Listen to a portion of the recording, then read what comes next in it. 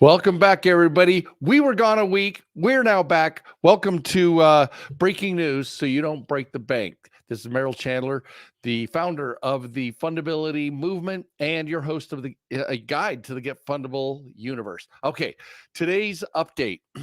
It's kind of several different things going on, ultimately all related, but let's get to it. First of all, I prophesied it late spring when Chase made the internal decision in what they were calling cash-like transactions. Cash-like transactions. So you can't use the Chase credit cards to pay Venmo, right? Because that's a cash-like transaction.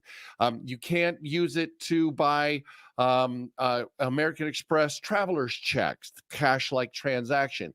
You can't use the Chase cards with Plastique, which is kind of which basically harvests money off your credit card, turns it and puts money into your checking account, right? Some real estate investors use that process in order to fund even real estate deals by harvesting the credit limits off of multiple credit cards. Chase it has ceased to be a part of that. Well, that model is expanding now. They're giving a kind of a holier than thou reason for it. So what's happening is that some fintechs they're going up against other fintechs, and they are not letting each other trade their dollars. The bank, like a web bank, you can't use web bank dollars for Venmo. You can't use web bank dollars. You can't use, in the example of the article I read, somebody was trying to use Lending Club Bank and then going to buy stock.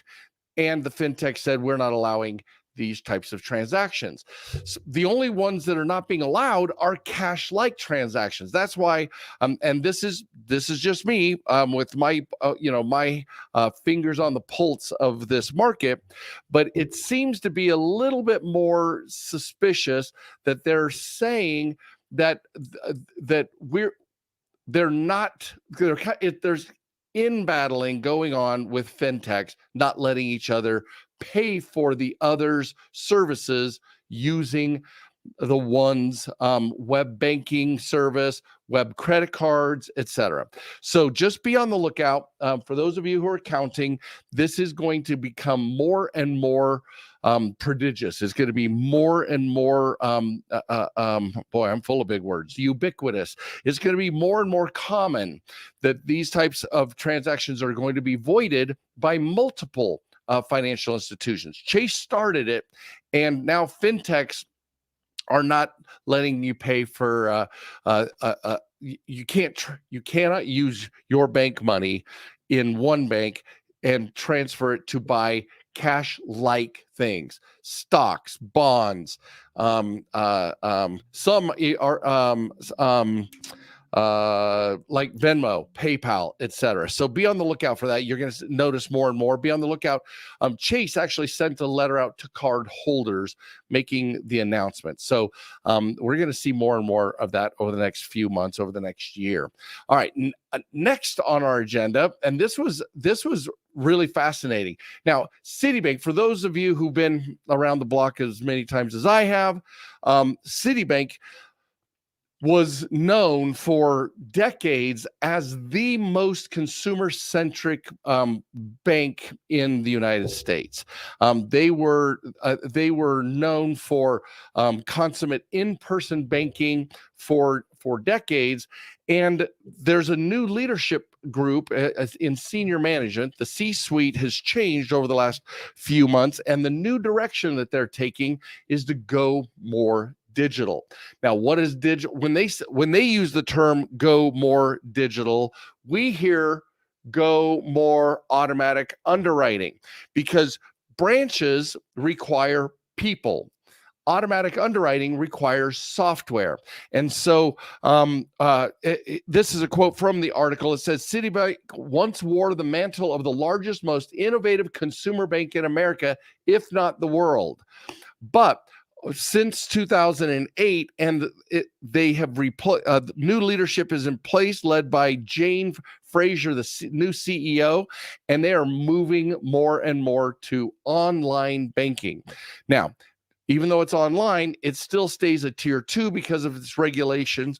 But this is awesome news for us. Citibank is already on our preferred lenders list. If you know how to vet which branch you're going to use, it's on our preferred lenders list for business lines of credit, business loans, etc.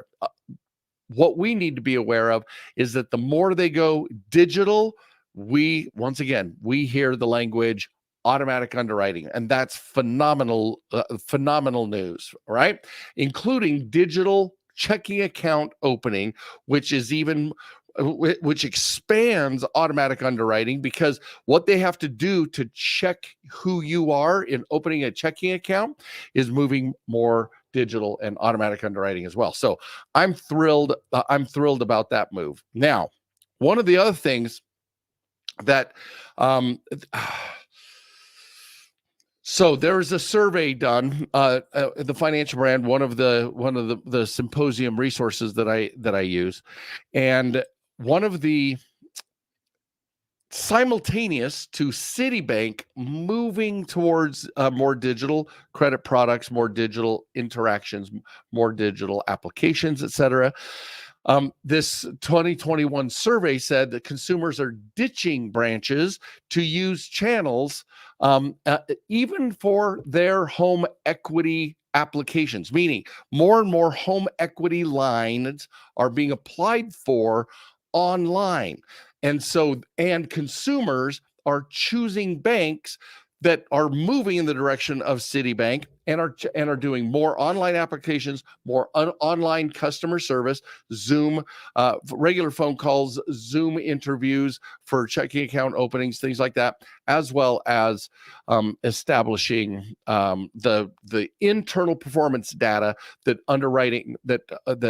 lender underwriting requirements are going to measure, right? So consumers don't want to go to branches. At the same time, web banks are sprouting up everywhere. Fintechs are sprouting up everywhere, and even Citi, arguably the most powerful, not the largest, but the most innovative powerhouse among the top 4 lenders in tier 1. They're moving. I mean, it was a declaration in their shareholders meeting that we're going digital, we're going online, we're going into the homes and houses of our customers to meet them there, rather than them coming in to meet with us in our offices. As far as updates go, you guys, this is all good news. All good news, right?